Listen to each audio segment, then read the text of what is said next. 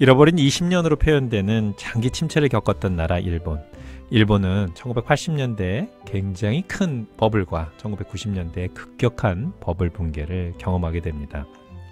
일본은 왜 1980년대와 90년대에 걸쳐서 이런 버블의 사이클을 겪게 되었을까요?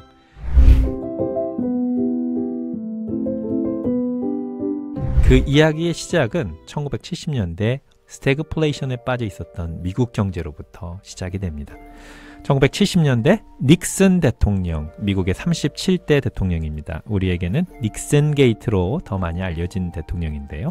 사실은 닉슨 대통령이 미국 경제에 굉장히 중요한 전환점을 만든 대통령입니다. 닉슨 파동이라고 우리가 부르게 되는데요. 미국의 금본위제를 없애버린 사건이죠. 기존에는 금본위제 하에서는 미국이 달러를 마음껏 찍어낼 수가 없었습니다. 미국 정부가 가지고 있는 금 가치에 맞춰서 연동해서 달러를 찍어낼 수가 있었죠. 그러나 닉슨 대통령이 와서 이 금본위제를 없애버리고 달러를 미국 정부가 마음껏 찍어내게 됩니다. 왜 이런 일이 벌어졌을까요? 1970년대 미국은 상당히 어려운 시기를 겪었습니다. 스태그플레이션의 시대였고 베트남 전쟁의 시대였고 오일 쇼크의 시대였습니다. 1964년부터 1973년까지 무려 10년간 이어진 베트남 전쟁은 미국에게 정치적으로 재정적으로 굉장히 큰 부담을 주게 됩니다. 전쟁 비용을 조달을 해야 되고요. 그로 인한 국론의 분열, 이런 것들이 미국을 굉장히 힘들게 하죠. 1973년에 일어났던 1차 오일 쇼크, 1979년에 일어났던 2차 오일 쇼크로 인해서 에너지가 무기화되고 원유값, 천연가스, 에너지 가격들이 급등을 하게 됩니다. 에너지 가격들이 올라가니까 물가가 급등을 하게 됩니다. 즉, 인플레이션은 매우 커지게 되는 그런 상황에 이르게 됩니다. 그러나 미국 경제는 별로 성장하지 못하고 인플레이션만 높은 상황, 우리는 이거를 스태그플레이션이라고 부르게 됩니다.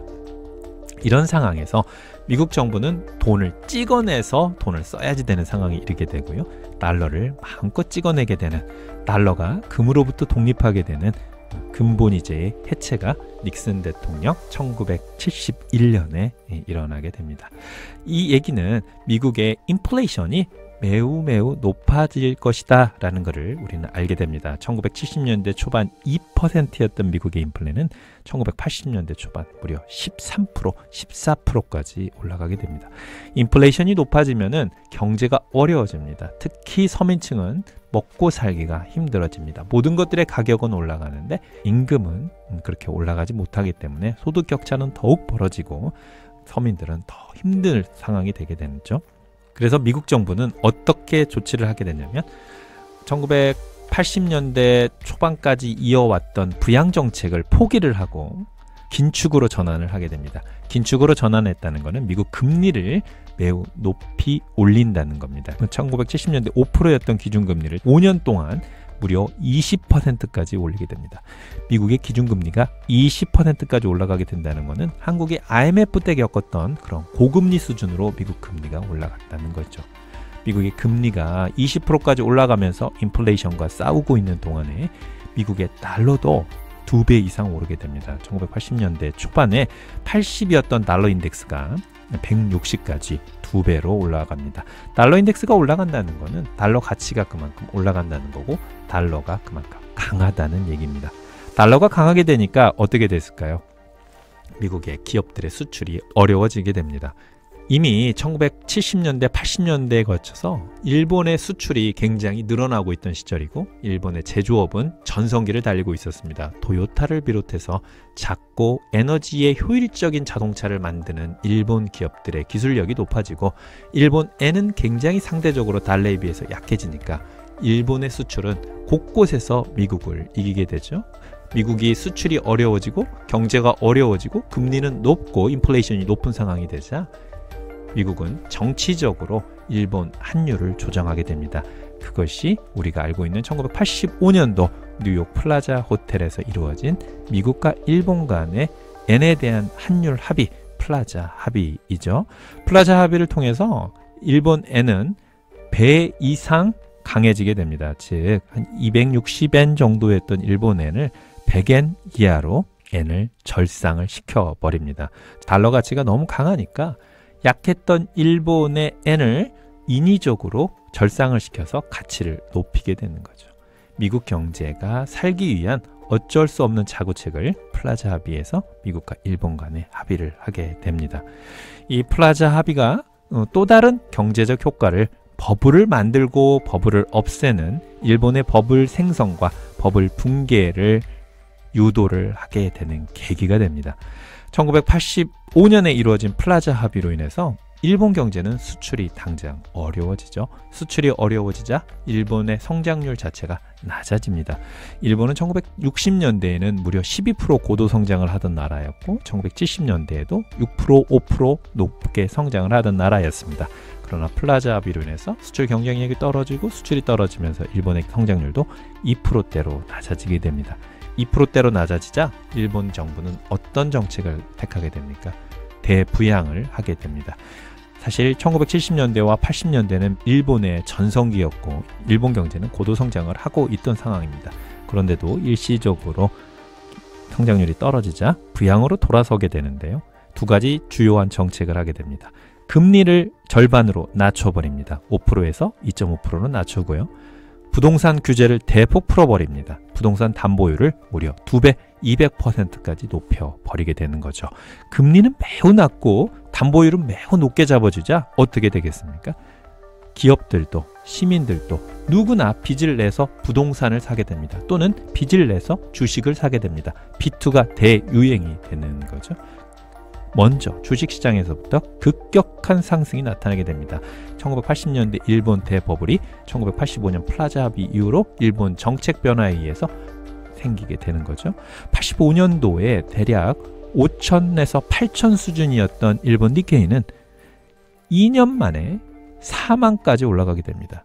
80년대 초반 4천이었던 걸 감안하면 10년 새에 무려 10배 이상 오르게 되고요. 85년도 플라자 합의 이후로 놓고 보면 4배 이상 급등을 하게 됩니다. 그래프가 정말 엄청난 각도로 올라가게 되는 거죠. 부동산도 곳곳에서 10배 이상 올라가는 곳들이 나타나게 됩니다. 부동산 지수로 보면 1980년대 초반 80, 70이었던 지수가 160, 180까지 2배 이상 올라가게 되고 지역들의 부동산은 10배 이상 올라가게 됩니다. 이렇게 되자 서민들의 아우성이 극에 달하게 됩니다. 도저히 내 월급으로는 집을 살 수가 없는 상황이 되는 거고 물가는 올라가게 되고 대버블을 겪게 되는 상황이 되자 일본 정부도 이제는 긴축으로 전환을 하게 됩니다. 1990년도에 일본 정부가 긴축으로 전환을 하게 되면서 금리는 6%로 올려버립니다. 담보율은 70%로 낮추게 됩니다.